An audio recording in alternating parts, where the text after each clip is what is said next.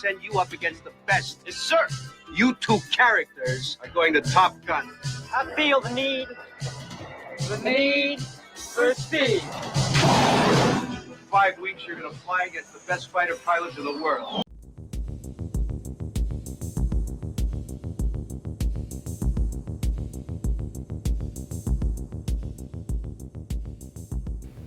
Oh, we're recording already. Yeah, I wanted to get your reaction. Oh, nice. All right, you ready? Yep. All right. Hey, guys, I'm Kevin, I'm Jake, Ghost Rider. a.k.a. Ghost Rider. And this is Movie Matters, and we're talking about Top Gun, a movie that definitely revitalized aviators, which Jake is wearing, for people who aren't watching the video portion. But yeah, we're talking about Top Gun from 1986, classic movie with the movie star Tom Cruise. I've seen this. I feel like everyone's seen this movie. I've seen this movie a handful of times. I watch it fairly often, and I'm also a huge fan of the sequel, like the one that just came out recently, Top Gun Maverick. Like, that movie is incredible. Yeah. This may be like top 3 most famous movies of the 80s. I feel like everyone knows this movie.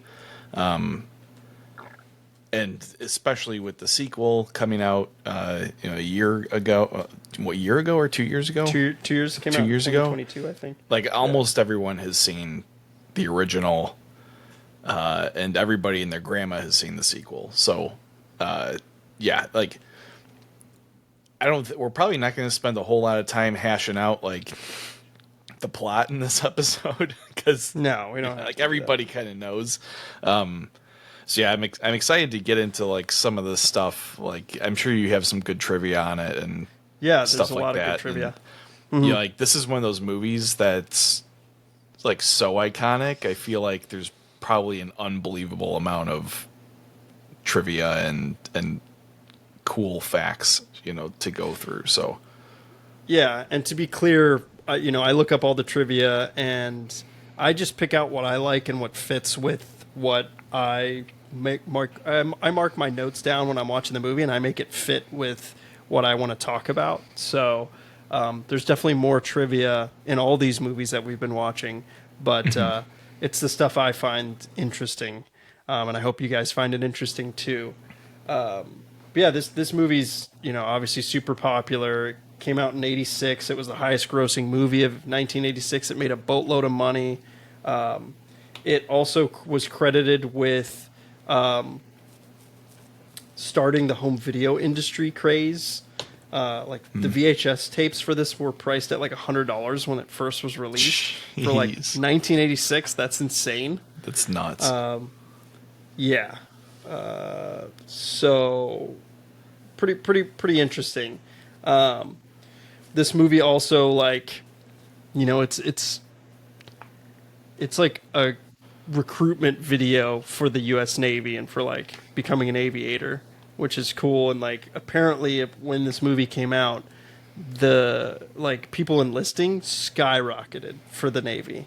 Like it was a 500% increase in people getting recruited and signing it's up. not which surprising. Is insane. This movie makes flying jets seem like the most badass thing you can do in the world. So yeah. And the reason we're doing this, it's July now, which is crazy to think of. And we've got the 4th of July, Independence Day coming up for America. And we wanted to do kind of American movies, movies that really kind of showcase like American cinema. yeah, And this is definitely one of them, especially with our military. America's very pro-military. So this is a good movie to start it off, in my opinion. yeah, and like the '80s is probably the most dense decade of like USA kind of movies. Oh yeah, like with the Cold War kind of like coming to both its end and its like peak at times. There's quite a bit of like anti-Russian kind of movies in the 80s, and like US is like better than Russia and the commies and like all that stuff, which we'll get to Red Dawn. Yeah, which Red Dawn we're gonna watch, which is probably like the most blatant like fuck you Russia movie that like has ever been made. But I mean, Top Gun is also a pretty like, I mean, it's obviously pro-US, but there's no outright mention of Russia in the movie, which is interesting. However, they talk about MiGs constantly, which everybody would have known was the Russian fighter jet. So it's pretty obvious who they're talking about. They're not but really they hiding keep it, but they kind of are. But they kind of do, yeah. And like they keep the pilot, like the pilots are like unnamed. They don't give them any personality. They don't like make them talk, which is cool. And they actually do that kind of in the sequel, where like the enemy is unnamed. There's, and I think that's cool. I like that aspect of it. But yeah, this movie's super popular in American pop culture, especially in this 80s time frame. I mean, Tom Cruise is a G. I mean, he's a movie star. I know a lot of people don't like him from his personal attributes of Scientology and all that stuff, and I like him as an actor. I think he's awesome. I think he is a movie star through and through, and there's not many of them left in this day and age of cinema, and I think he knocks it out of the park. I think he does really well in this movie. I honestly like his newer movies more than his old movies. But obviously we did Risky Business, which, made him a very big household name and repopularized Ray-Bans, which we talked about in that podcast. This movie popularized leather jackets, white T-shirts, aviators, and then just obviously, like we were saying, with it being recruited to go or enlisting for the Navy, that like popularized that and wanting to just fly planes, which is really cool and interesting to see how a movie can actually do that. It just changes like the zeitgeist and like the popularity of things, which is pretty cool. I feel like not a lot of movies do that these days. No, a lot of like, there's definitely a turn,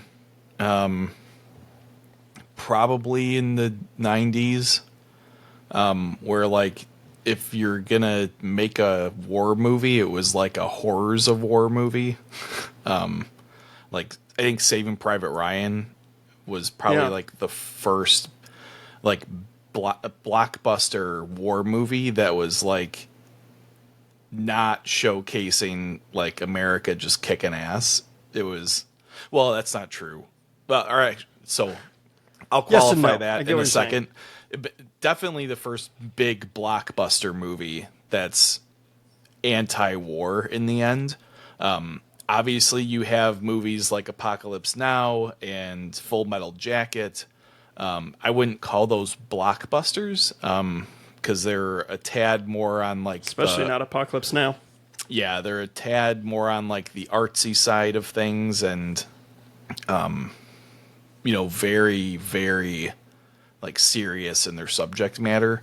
But yeah, there's definitely a move away from the like glorification of war that we see quite a bit in the 80s after the decade ends. I think that's pretty fair to say. Yeah, I would agree. I mean, this movie just, like, it rocks. It's just so entertaining. Yeah. Mm-hmm. It's not boring. I wasn't bored during any of it. I mean, I've seen it a handful of times. I'd say this is a blockbuster movie. Like, this movie just is so entertaining and so fun, and like the acting's good. It touches like every genre too.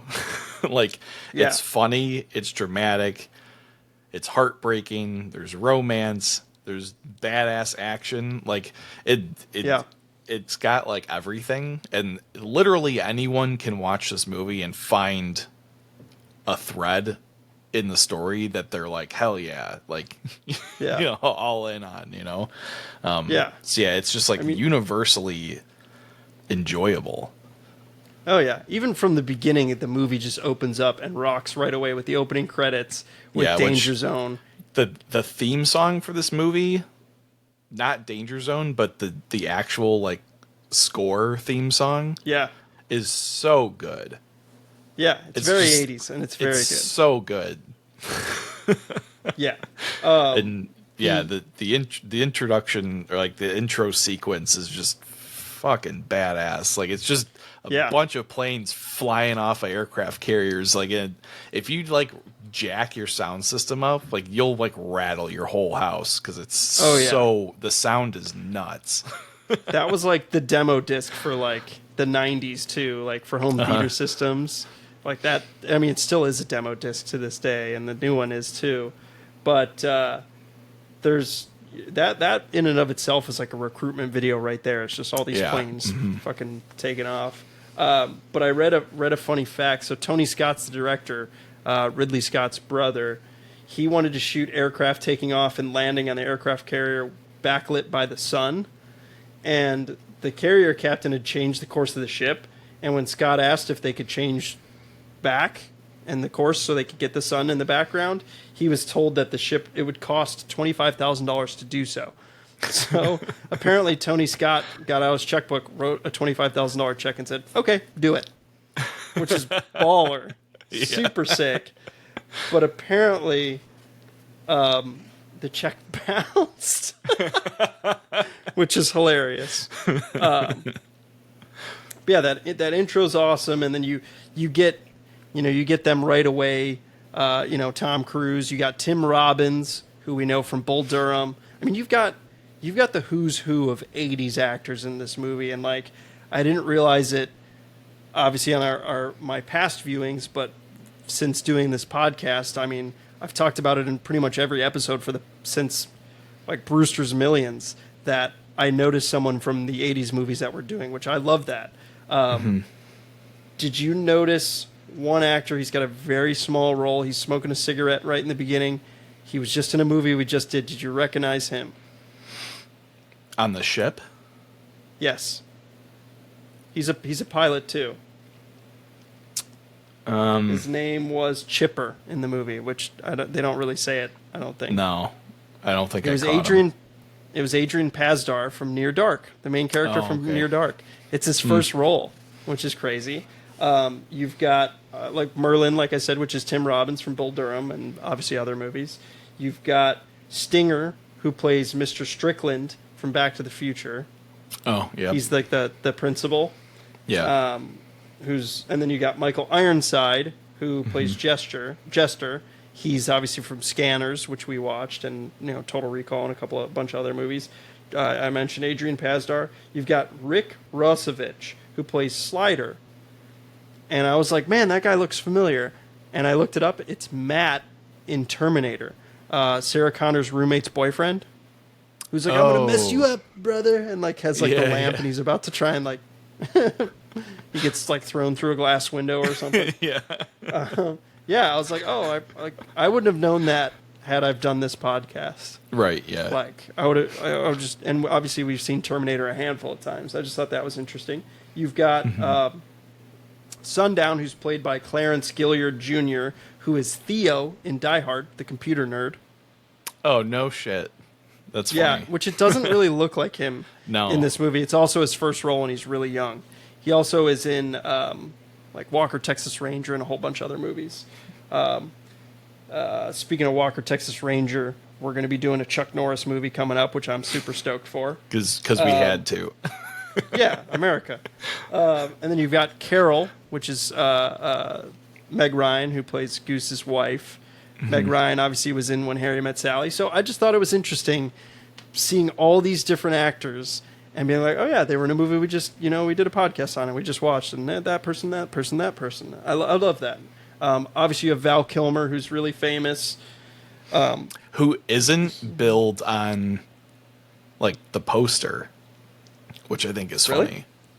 Yeah, he's definitely not billed in the trailer, which I was like, wow, I can't believe it's put mainly his name up there, but yeah, Tom Cruise and Kelly McGillis, which so I read that some of these actors like didn't want to be in it. Like Val Kilmer did not want to be in this movie, and he was forced to by contractual obligations. So he was forced to be in the movie, which is pretty interesting.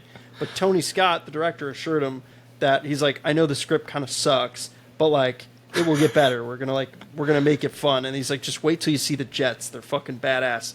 And then yeah, Kilmer, was like, all right, yeah, I'm in.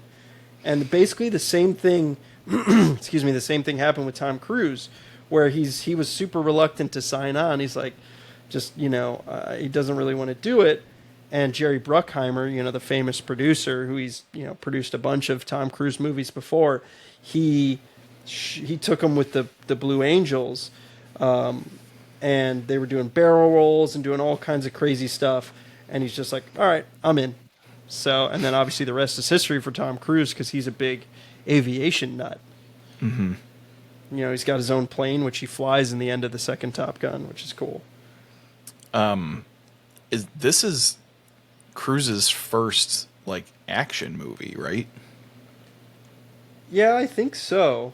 Let me pull up like what he did, because so how he got connected with Tony Scott is through Ridley Scott. They did Ridley Scott and Tom Cruise did a movie called Legend together, which I just recently watched. It's the 80s movie that's very bizarre, very weird, pretty interesting. We'll maybe do it in the future. But let's see what other movies he did in the 80s. I mean, obviously Risky Business was what, 80, I forget what it was, 82 maybe? 83? 83, you're right. Yeah. Then, yeah, Legend was just before this. So, yeah, this is his first action movie. Because, yeah, Legend didn't make a ton of money. Right before Legend, he had All the Right Moves, which didn't make a ton of money. After Top Gun, he did The Color of Money, which I've actually never seen, and I want to watch it. We should actually put that on our list. It's an 80s movie, and it's a sequel to the 50s movie. I think it's 50s, The Hustler, with Paul Newman, which I want to see. I've never seen that as well. But yeah, I like doing Tom Cruise movies. He's got a lot of good ones in the 80s, that's for sure. But yeah, I mean, it made a ton of money, so it made him a star for sure. Yeah. Obviously, like I said, Risky Business did too, but this movie solidified his stardom, I'd say. Yeah, and it's honestly surprising to me that it took so long to get a sequel to this movie, considering how successful it was. I'm sure now you have a reason why. I do have trivia on that. Yes. So a script for the sequel was completed literally like right after the release of the movie, but it broke down in pre-production because military's technology had become updated and they didn't want the camera crew anywhere near their new aircraft. So it was like all new technology that the military was developing. 2, Tom Cruise did not want a sequel and finally agreed to star for a very high amount of money. Like that was literally deemed unaffordable. He's just like, he basically was like, I don't want to do this. And apparently the script followed further adventures of Maverick as an instructor at the Top Gun Academy. And then the twist was a female pilot was going to come in that was like as cocky as he was. So that would be the sequel, which kind of sounds goofy as hell. I mean, it sounds very 80s. I mean, when 80s movies made a ton of money, they instantly went to a sequel. So, I mean, I'm glad it took so long to make Top Gun Maverick because, again, I love that movie. Like, I think it's better than this movie. I think it's better than Top Gun. I think it's pretty close. I'd have to watch Maverick again, but yeah, it's so good. I like the thing with Goose's son. Like, that's kind of a cool plot point. They definitely use the time difference extremely well in Top Gun Maverick, for like incredibly well. So yeah, it's probably better that we didn't get an instant sequel. It probably would have killed the franchise. 100%. And he even said in like an interview, Tom Cruise back in the day, he's just like, he's like, I don't want to make, he's like, all these movies are making sequels. He's like, I don't want to make these sequels for this movie. Then he went and made 20 Mission Impossibles, but that's okay. I was just going to say that, yeah. But they're all really good. They are all good. Yeah, they're not honestly, they've gotten sequels. Better. No. Yeah. Like, honestly, I think, and this is going to be controversial, I think the first one is the worst. I think very, very the controversial. second one is my least favorite.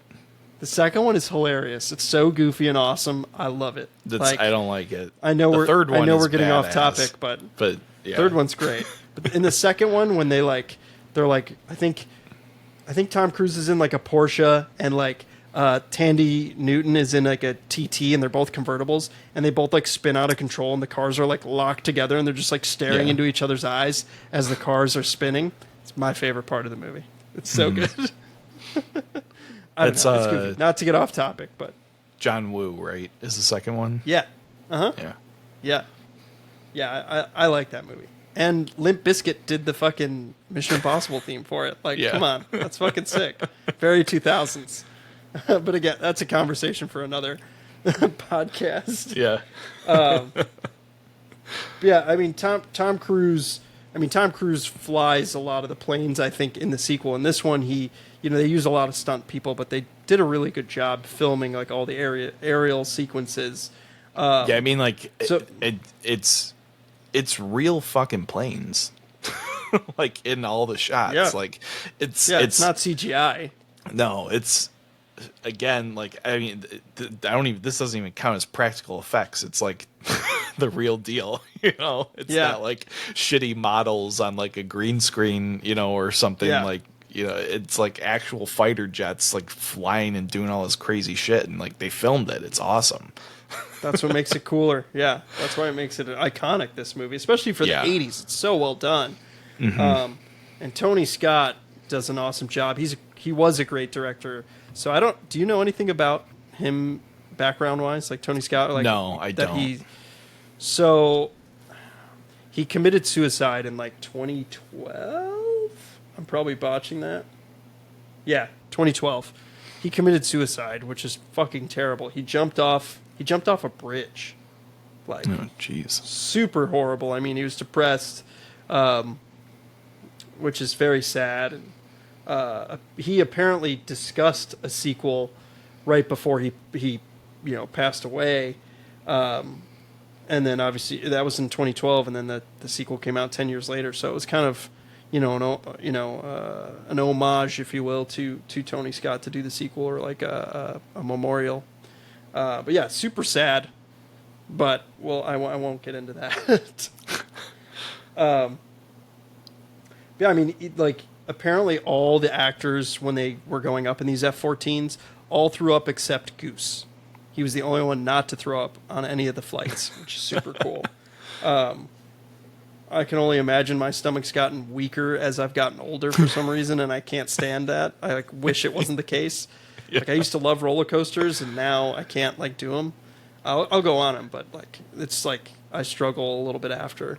But I can only imagine what these people are with 5Gs plus getting their face ripped off, and inverted. But yeah. So apparently Tom Cruise, when he went up in F-14 for real, for his first time, he was with a guy named Bozo. That was his nickname. And he did some maneuvers. Cruise finally had no choice but to grab his sick bag because he was going to throw up. And while he was trying to grab the bag, Bozo did a maneuver that put Cruise's head to the floor. As he struggled to activate the intercom, just be like, yo, I'm about to fucking throw up. Bozo didn't see him in his rearview mirror. He's just like, hey, you didn't see me? And he's just like, nope. But then again, that's why they call me Bozo. Just some goofy ass shit. Just I can only imagine how horrible that would be. Yeah, it doesn't sound enjoyable, but yeah. But it sounds fun doing it. But I don't know. yeah, I feel like it'd be different being the pilot. At 700 miles an hour through the air. So yeah. There was some sad bit of trivia that so one of the stunt pilots, Art Scholl, was killed during the production of the movie. He was 54 years old. He died when his Pitts S2 camera plane failed to recover from a flat spin and plunged into the Pacific Ocean. That's how the Scholl's goose dies. Yeah, pretty much. His last words were I have a problem. I have a real problem. the exact cause of the crash was never really determined, and neither was the body or the aircraft ever found, which is fucked up. Yeah, jeez. But the film is dedicated to him, which is nice. Yeah, the crash that kills Goose is also a flat spin. That's triggered by Iceman's jet wash. Yeah. And then Goose, basically smashes his head on the glass when he ejects. I always thought it was kind of goofy how he died. It is, yeah. So I know, like, we don't need to get too far into the plot, but this is a point that really bothers me. I feel like Goose didn't have to die. Like, I feel like Maverick could have learned his lesson in another way. But, I do feel like the way they killed him is a little goofy. Like, when you're there, if you think about it, their fighter jet is spinning horizontally and is uncontrollable. Goose pulls the ejection, which the top, the glass canopy. Part of the cockpit, the canopy pops off or gets blown off, basically. And then there's a slight delay, and then the seats fly. If you're spinning uncontrollably and the canopy flies off, there's like no way that thing's going to be right above you when you eject as the pilot. I mean, I agree. You'd have to be so unlucky. Like, it would be, this movie thinks he was. Apparently. But yeah, I'm a little upset that they killed Goose. Well, he was supposed to die in a more brutal way, like in a plane crash.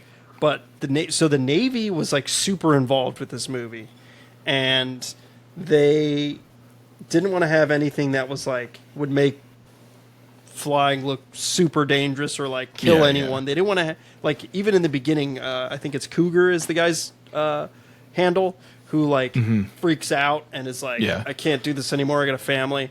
He was supposed to crash and like die, and then that's why Maverick and Goose get called up to Top Gun. They're just like, he died, so now we get his position. But instead they changed it, and the Navy had a lot to say in that. They also had a lot to say in Goose's death. They said that like, we don't want to have him die in like a plane crash or like make it look bad, that like flying is extremely dangerous. Let's just do it in this way, and that's why they do it with the canopy, where he dies and gets killed by the canopy. I always like worse though. It's like your planes don't fucking work right, and you get killed when you're trying to eject. Yeah, I also find it goofy when like I don't like Tom Cruise's acting when he dies. He's like, Goose, no, come on, man. Like, just the way he like says it, it always kind of bothers me a little bit. It just, I don't know.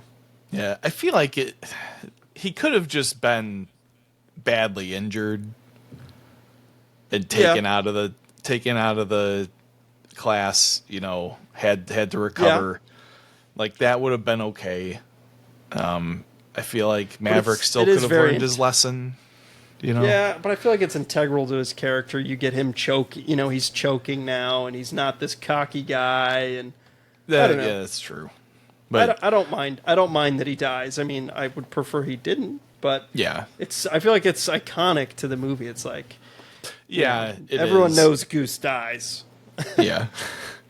I will say though, 100%, Goose's death is Iceman's fault. Interesting. So a lot of people have like theories I'm that sure it's, that's kind of a controversial opinion, but yeah. So I was reading about that. Like, it's either people think it's Maverick's fault or Iceman's fault. I don't know. Yeah, I mean, I would maybe lean more towards Iceman. Yeah, I think Iceman is at fault because he took too long to try and get on target, and while Maverick is in perfect alignment with the target, Iceman is but you can see, and they're really close to each other. And because Iceman takes so long, when he pulls up, his jet wash goes straight into Maverick and Goose's plane. Had he let off when Maverick first said, "Hey, get out of the way, I got the shot," they probably would have had a bit more time to coordinate that transition, you know? So yeah, I think that's the little moment where Iceman's competitiveness makes him the dangerous one. Yeah. Even though he talks shit all the time to Maverick about being dangerous. Yeah, I would probably agree with you then. I'd say it's Iceman's fault. But one thing that I watched with my wife in the locker room scene where Iceman gives Maverick another lecture about safety and stuff, my wife turned to me and she was like, I always hated him as a kid, but he's kind of the real adult in the situation. I was like, yeah, he kind of is. Like, he's really the voice of reason, like, throughout the movie. And, like, he's not wrong about a lot of the shit that he gives Maverick. Like, that's why he's top of the class, dude. That's why he's top of the class. And Maverick's not, which is also, like, interesting that they don't make him, you know, the star of the class. Right. They don't make Maverick the star of class. Yeah, I mean, I think Val Kilmer does a really good job in this movie. Yeah, for sure. There's a funny scene. I'll have to look it up here. Have you seen did I talk to you about this? The scene, it's in a movie, I think. It's with Quentin Tarantino where he talks about Top Gun and how it's, like, gay. We've talked about it before, yeah. Okay. Let me look that up. It's not a Tarantino movie, though, right? No. He's just acting. I gotta look it up. Is it a Robert Rodriguez movie? Maybe. Quentin Tarantino. Is it From Dusk Till Dawn? Clip from the movie Sleep. Hold on. It's cut off. Sleep With Me. I don't even know what that is. Huh. Yeah, I don't know. But yeah, pretty interesting. That's, like, for being such an iconic movie, it also is iconic because there's a lot of homoerotic like scenes. Yeah. There's very much so. Lots of dudes being sweaty with their shirts off, and lots of guys being dudes. Guys being dudes. Yeah, a lot of sweaty people in this movie. Yes. Especially the volleyball scene. Yeah. Which I've got some funny ass trivia on that. Which the volleyball scene is probably the most made fun of scene possibly in the 80s as a whole. But it's also, like, iconic. It's so iconic. Yes. Yeah. For sure. Like, it's I mean, it's so iconic. Like, even the new one did basically a beach football scene. Yeah. Is it necessary to anything in the movie? Not at all. But it's there. Yeah. And again, there's some funny ass trivia on it. So, I mean, it's a pulp culture phenomenon that for, like, even, like, our generation and later generations.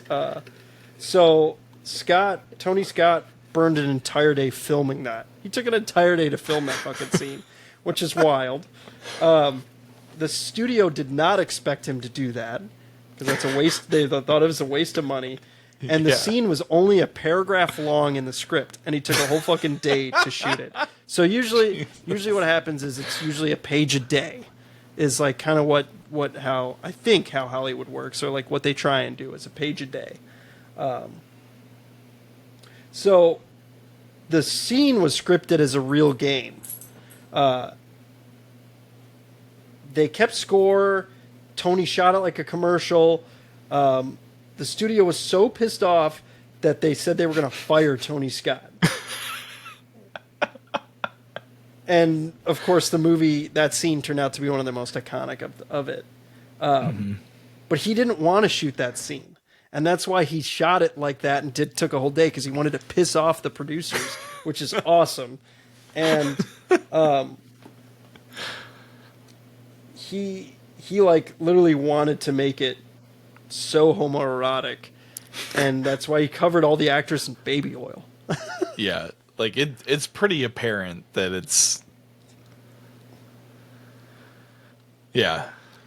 But they also then like the studio was like, all right, we need more love scenes, and like test audiences were like, we need more love. This needs a love scene.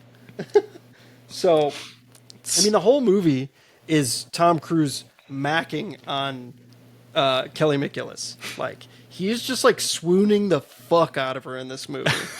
Yeah, like it's kind of funny. I realized that so much more this time with my viewing. It's just like he is just like kind of playing it like a boss, but also like an asshole. Like the scene where Kelly McGillis, Charlie, she's like talking about how he didn't do the simulation right, and he's like his flying's reckless, and then she like chases him out of the building, and like he gets on his motorcycle and like starts revving. He's like, "What? I can't hear you!" and then just takes off, and then she's hauling ass after him. Is hilarious. Yeah, that scene is so funny because it's just like she's just crazy, and apparently when they finally meet up, and he's like, "You're crazy," and she's just like, "Well, I've fallen for you." Tom Cruise forgot his line and just literally ad-libbed kissing her, which is hilarious and awesome. And so obviously Tony Scott liked that so much that he kept it in the movie. And the love scene apparently was filmed after the whole movie had been shot, like months after the movie had all been shot. And like, I think the reason they do it in the dark is because like Tom Cruise changed his hair to film The Color of Money, which we mentioned earlier was his next film. And Kelly McGillis was like almost 16 pounds lighter, I read, and like her hair was different, and that's why in the elevator scene she's got her hair up in a hat, and it's just it's pretty interesting.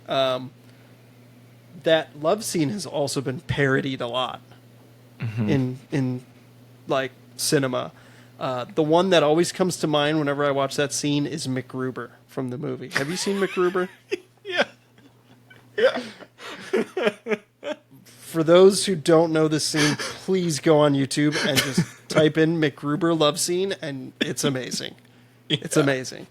The music obviously take what is it? Take Your Breath Away or Take My Breath Away? Take My Breath Away. Yeah.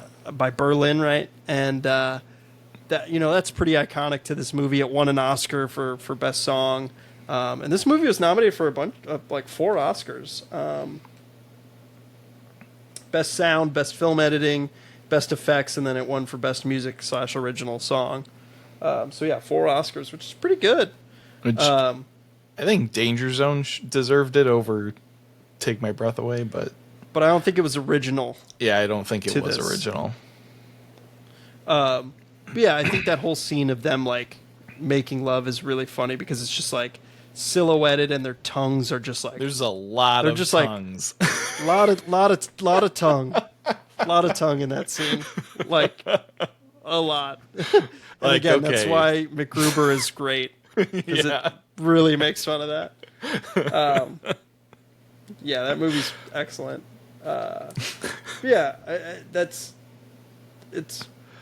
I do like the love scene, I like the love, like the romance story between them. Yeah. I like I think it's good. I like it. And it's not overdone in my opinion. Right, and it doesn't take away from everything else. It doesn't overtake the movie.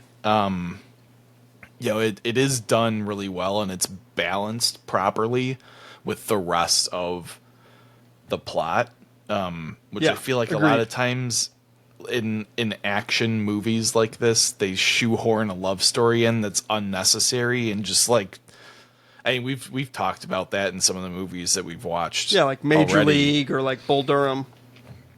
Yeah, they're not just action like movies, but yeah, but even like but shoehorning it in is the point. Yeah, I mean, like even like Commando had like an unnecessary love story that was just like shoved in like the third act. Yeah. It's like okay, like why we didn't need that, Yeah, but they don't even, it's not really a love story in Commando. It is, but it isn't. Like they shot a love sequence, but they took it out. Oh. In Commando. Yeah, I'm thinking of a different one that we watched then. But either way, like oh, you're thinking of Running Man. Yes, I'm thinking of Running Man. Running Man. Yeah. Yes. Totally because unnecessary. You talked about that. And yes, adds Running nothing Man. to the movie. Yeah. That's right. Yeah. But yeah, I don't mind this one. I think it's actually like pretty integral to everything because it also helps showcase him being like the cocky like asshole, particularly in the because I was inverted scene, which is one of the funniest. Where did you get that shirt? I don't know. I gotta look, but yeah, I'm wearing my because I was inverted shirt, and it's the words are upside down. For those who can't see For those or that are not can't watching see. our video. In general. But I mean, that scene is so good because, like, she's like saying, or she's talking about MiGs and how they can't do a certain type of maneuver, and Cruz is like, no, they can. Like, your information's bad, and she's like a Pentagon, like expert on like adversarial aircraft, and he's like, no, you're wrong. And she's like, how do you know? And it's like, I saw it. And she's like, how did you see it? Because I was inverted. Yeah. And then you've got Val Kilmer going, bullshit, which apparently was ad-libbed, and everyone laughed on, like, that was genuine, which is awesome. Yeah, that's great. Yeah. Like, that scene is awesome. Yeah. I love that scene. Flips him the bird. Yeah, we flipped him the bird. Oh, I'm sorry. That finger has like a mind of its own. I forgot exactly what Goose says, but it's something along those lines. It does that on its own. Yeah. Something. Yep, that's it. Yep. Yeah. Yeah, but then, just a fun movie.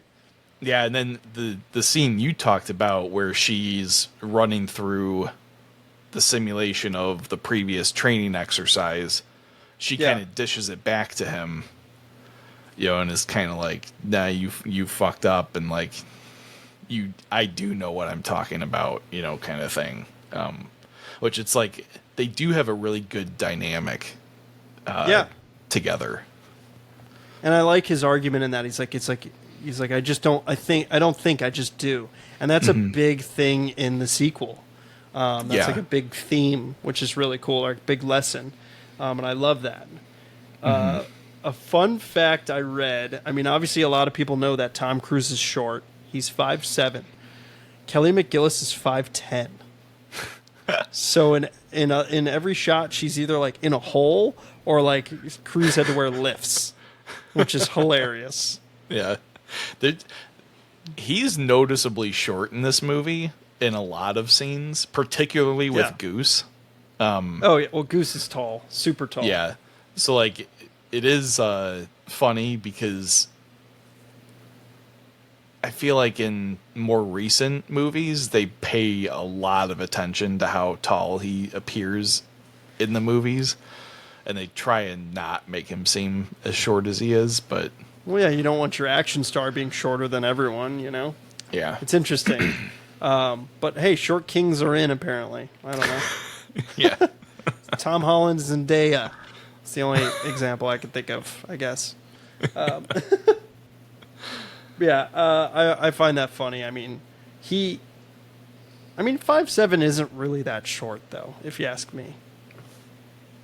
No. Yeah. It's like average. Isn't like 5'8" or 5'8's like average. Yeah. So for action movies, it's short, but yeah, when you have like Arnold, that's like 6'2". Yeah. Yeah, I mean, I love this movie. I think it's a very good American movie. I'm glad they made a sequel. I wouldn't say this movie is my favorite 80s movie, but it's definitely on the list of like iconic 80s movies. Mm-hmm. Yeah, we'll have to. I love this movie. It's just so great. Like, it rides this like fantastic lane in between being like a super serious action movie and being like Roadhouse. And like it just blends the two so well. And like the goofy parts are like forgivable because everything else is just so much fun. Like it and when just you say works goofy so parts, well. When you say goofy parts, the volleyball, like the volleyball scene, the love scene, you know, like there's some parts that are just like whatever, you know, but like it doesn't really matter because everything else is just so entertaining. It's so fun, so engaging, it's so fun. Mm-hmm. Yeah, definitely one of our more entertaining movies we've done. I mean, we've done some good movies, but like I'd almost argue that this is like one of the most popcorn fun, just entertaining movies that's not like killing people. Yeah, right. That we've done so far. Yeah. I'd say this is probably the most entertaining one we've had. Yeah, I'd agree. I mean, honestly, I think the first time I ever watched this, I mean, I owned this movie for a long time in my childhood, and I'm sure I watched it as a kid, but I never really remembered it until like college. Believe it or not, I like rewatched it in college, and was like, oh yeah, which was a while ago. This was another Laserdisc movie for us. Oh, that's funny. And like. I'm sure I had watched it growing up, but I was always into Terminator 2. Same. That's like we probably burned that Laserdisc out if that's even possible. Yeah. But yeah, that and Jurassic Park. And we had great the original 90s Star movies. Wars trilogy on Laserdisc, so those were watched a lot. Star Wars was like my go-to for sure. Yeah, same with me. I rewatched this in college because one of my roommates was like obsessed with this movie, and we like set up his like shitty surround sound and just cranked it all the way up in our living room one day, and like all the windows were rattling in the beginning, and we were like, yeah, hell yeah. Yeah. So yeah, then I was like, you know what, this turn it up great. loud movie. Yeah, it's a turn it up loud movie and enjoy it. Yeah, and so next week we've got, like we said, a Chuck Norris movie, Lone Wolf McQuade, which we both have never seen before, and I'm looking forward to that one. Don't know anything about it. Yeah, so hopefully it's good, and hopefully it's American. So we'll see, and hope you guys enjoyed this episode, and we'll catch you next week. Yep, see you.